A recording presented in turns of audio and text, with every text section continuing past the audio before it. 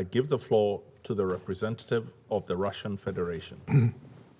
Господин председатель. Mr. President, we thank of the head of the UN verification mission in Colombia, Carlos Ruiz Massieu, for presenting his report on the situation in the country. We also welcome and thank Ms. Bibiana Peñaranda and Ms. Daniela Soto for their briefings. And we welcome the personal participation of Vice President and Minister of Foreign Affairs of Colombia, Marta Lucia Ramirez, in this meeting. We agree with the report's conclusions that there has been some progress in the government's implementation of its obligations under the final peace agreement. However, in order to achieve genuine sustainable peace in the country, significantly more is required. We are concerned that even according to the estimates of Colombians themselves, the implementation of the agreement could extend from the 15 years stipulated in the agreement to 26 years. We agree with the report's conclusion that it is crucial to ensure the safety of the participants in the peace process and other representatives of civil society.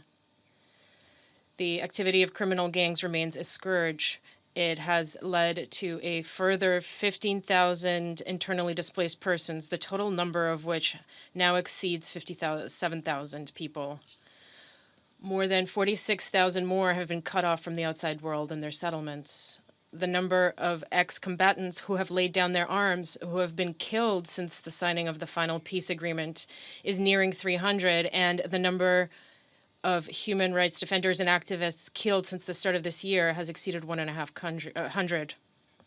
Against the backdrop of such tragic statistics, the Mixed National Commission on Security Guarantees, which, according to the final agreement, must convene monthly, has not met once in the past 6 months.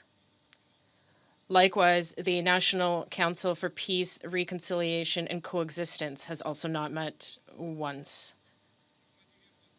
The report rightly notes that the most problematic regions are those where the central government is weakly represented. This vacuum of power and law and order is being filled by various illegal armed groups, which results in increased crime and a persistence of high levels of violence in the country. At the same time, local authorities are well informed of the situation and are well aware of the specific districts where they need to build up their presence and take steps to curb crime and drug trafficking. It's time to finally admit that the full implementation of the final peace agreement is impossible without addressing the problem of drug trafficking, the main cause and source of violence in the country.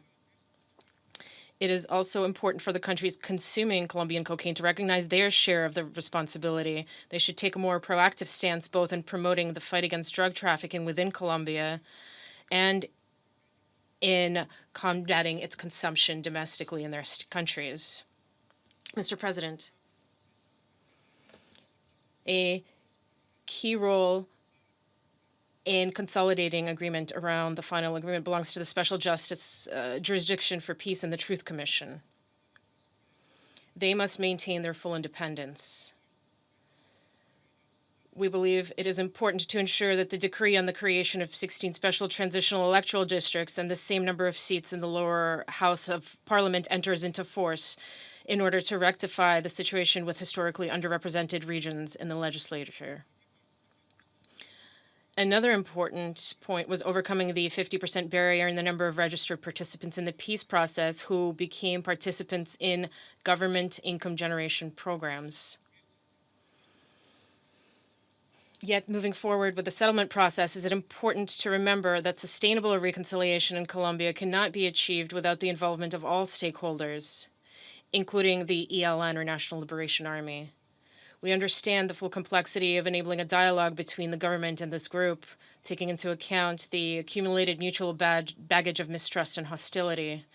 Nevertheless, we consider it extremely important to clear the obstacles that are in the way of resuming the dialogue, which was interrupted in 2019. We are convinced that achieving sustainable peace and stability in Colombia could be facilitated by establishing relations with neighboring Venezuela. We welcome efforts aimed at restoring the operation of border crossing points and hope that this will be followed by the resumption of dialogue between the security agencies of both countries. This is highly necessary in order to combat the rampant crime in border-adjacent areas and could serve as a form of insurance against possible misunderstandings or provocations with very dangerous consequences. Mr. President, November 24th will mark the 5th anniversary of the signing of the historic agreement for Colombia. This is 1/3 of the 15 years allotted for its implementation. It is time to take stock of the interim results. A lot has been done, of course, but even more remains to be done. We're convinced that the government's scrupulous fulfillment of its obligations remains paramount. Substituting the agreement with any kind of unilateral programs that have not been negotiated with all the participants in the peace process risks rolling the process back with disastrous long-term consequences. As a permanent member of the UN Security Council, Russia will continue to support the Colombian peace process to ensure that it is sustainable and irreversible. Thank you.